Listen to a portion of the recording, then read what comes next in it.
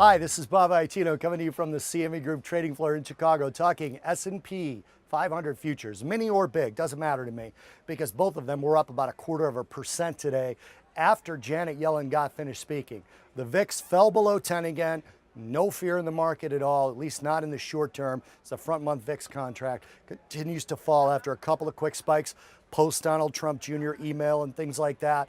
And we saw that fall below 10 post Yellen, as I mentioned. Janet Yellen's comments were pretty much, they went along with the script. Her Q&A, there was nothing shocking in the Q&A. She's talking about the Fed has no intention of raising their inflation target. She's a little bit worried about inflation below the target rate. She thinks it should be up there by now, but she also attributed the low inflation to some one-time factors like reduced prices on cell phone plans. That was one she specifically mentioned. She also mentioned a fall in prescription drug prices. So the VIX falling definitely happened post-Yellen in through the two-day speech and Q&A that she had before Congress. You also have 10-year yields backing up nicely, stabilizing really. But to me, they look ready to rise again. If you look at a 10-year note futures chart, it's come up to resistance and looks like it's ready to sell off after a 3-day rally in the price, which is a reduction in yields. Last week, we saw a fairly big rise in yields. Now,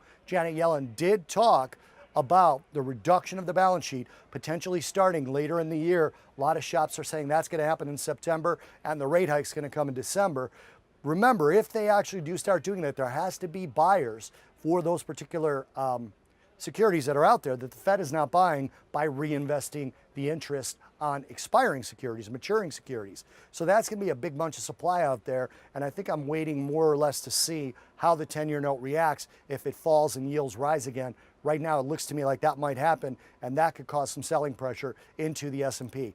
Tomorrow morning, there's some critical bank earnings. Now, banks have alternated with technology and leading the market higher. Today, it was kind of a mixed bag. But bank earnings could really do well tomorrow. And if they do, that's going to spark the S&P more so than the other two indices. Now, we've got PNC, we've got Wells Fargo, we've got JP Morgan, we've got Citi, and then a bunch of regional banks, and the vast majority of them coming out before tomorrow's open. So watch for those bank earnings, watch for the banking sector tomorrow. If they start to come out weak, it's a bit of an issue for the overall market, but if they come out strong as expected, finance, or rather the financial sector, could pull the S&P up tomorrow as well. This is Bob Iaccino talking S&P 500 futures from the CME Group trading floor in Chicago.